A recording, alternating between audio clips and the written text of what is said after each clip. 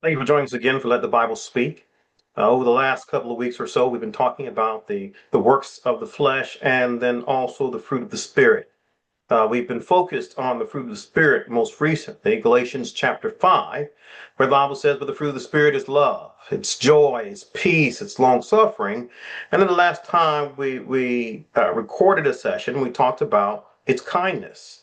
And we talked about what kindness is. Well, it continues on in this text, and it says, that the fruit of the Spirit is goodness. So part of the fruit of the Spirit is this quality of goodness, and it's more than just a quality.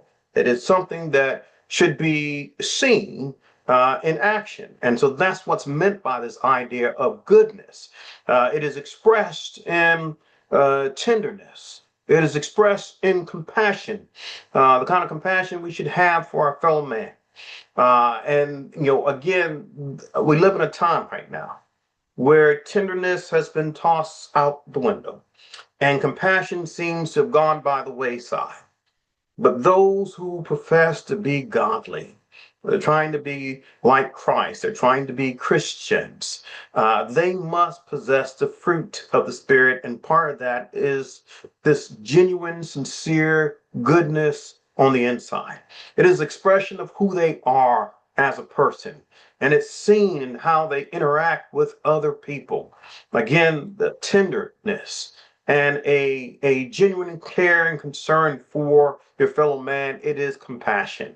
I know what you're going through, and I can be touched by your circumstance. And that motivates me intrinsically. It moves me on the inside to want to help and to do because that's just who I am.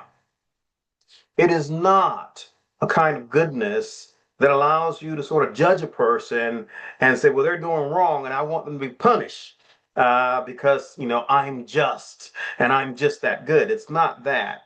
And we see that in this sort of contrast that shows up in Romans, the 11th chapter, and verse 22, where we see this word goodness being applied to God, who ultimately is goodness in the truest sense.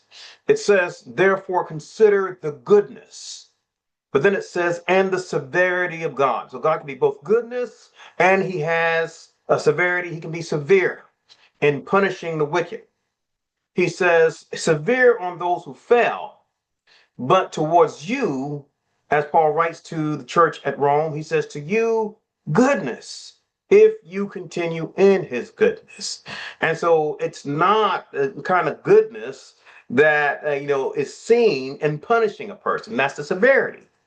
It's the kind of goodness that is reflective in compassion, the kind of compassion that God has demonstrated towards us, that even while we were yet even while we were yet in sin, Christ died for us.